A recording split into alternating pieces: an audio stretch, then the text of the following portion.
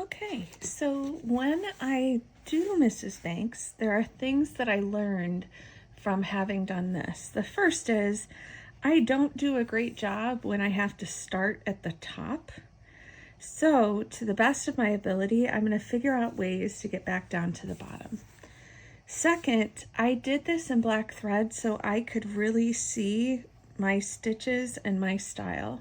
And so if you'll remember, we started over here and did the star and then came along, and then you saw in that time-lapse video I finished doing some more, and I do like how this turned out. I'll have to make sure in the actual quilting that I do on Mrs. Banks that I look out for spots like this to make sure I fill them in, either with coming back in and doing some stripes, or I could echo around the star perhaps.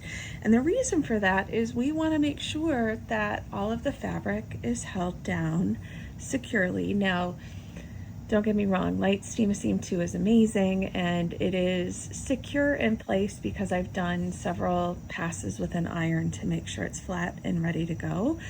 But I also believe in suspenders and a belt, so I'm going to do a little bit of extra on my part to just make sure that everything is secure.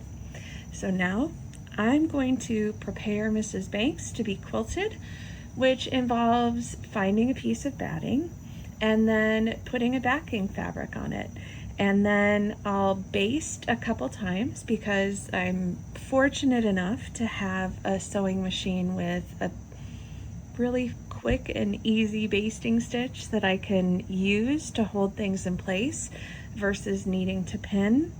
And then I'm gonna quilt Mrs. Banks.